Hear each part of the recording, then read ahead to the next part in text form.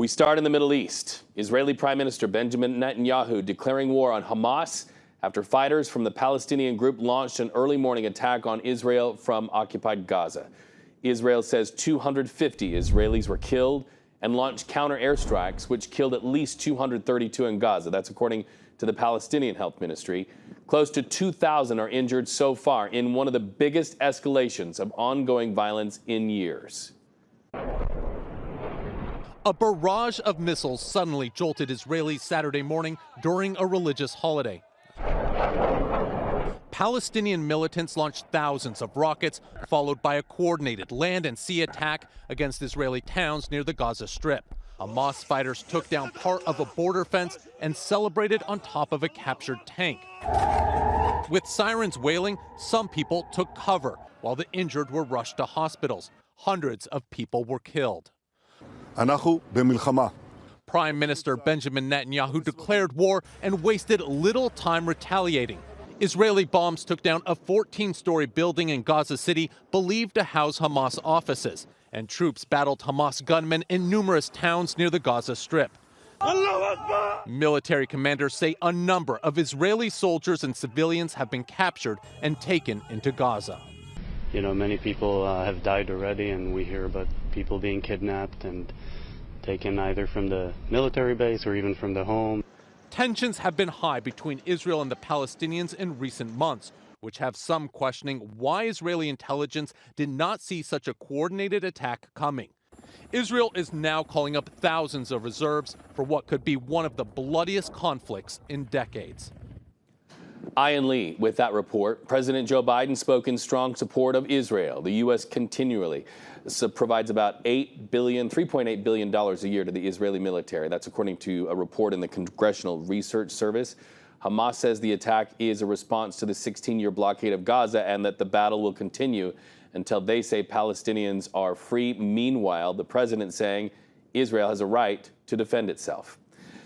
Well, we talk now to a prominent San Francisco business owner and community activist. Just happens to be in Israel tonight. Manny Yekutiel of Manny's Restaurant joins us live via Zoom outside Jerusalem tonight. Let's make sure we have you. Manny, first of all, what are you seeing right now and how are you? We know San Francisco loves you.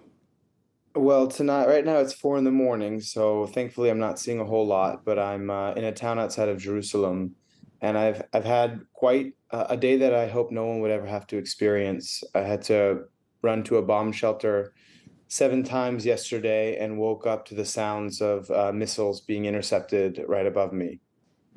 What are you being told by way of staying safe and keeping safe? You're in and out of that bomb shelter?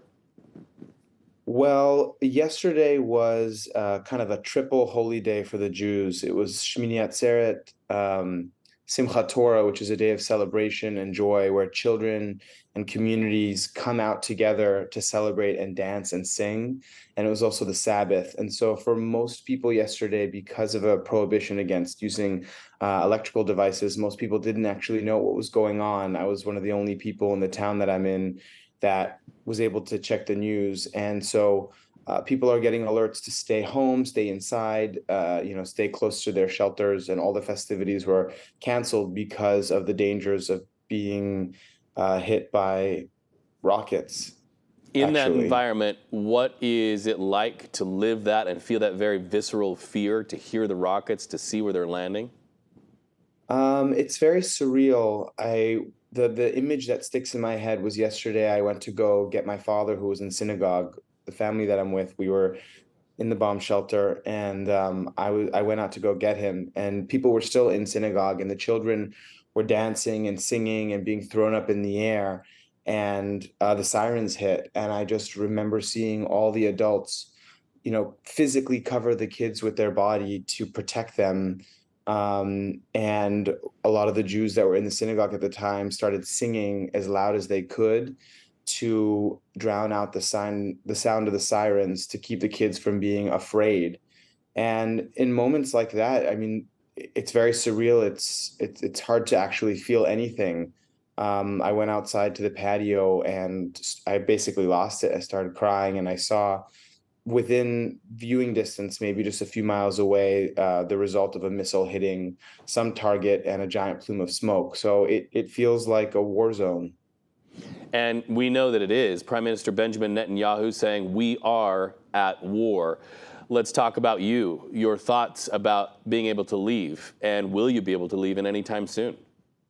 I don't know. I mean, what I'm hearing and what you see actually with the thousands of missiles that have come into Israel is they are targeting the area in and around the Tel Aviv International Airport. A lot of airlines have canceled all their flights going in and out of the country. And I hope and I pray that this, escalation ends soon, and that the rockets stop and the barrages stop. But we don't know what's happened in the last 24 hours. Is pretty historic. And I hope I can come home soon. Manny, we appreciate you talking to us tonight. That is our hope as well. And we hope that when you leave Israel and your family who is there, you can leave them with some semblance of peace in that area. You are such an important figure to our community. I consider you a friend.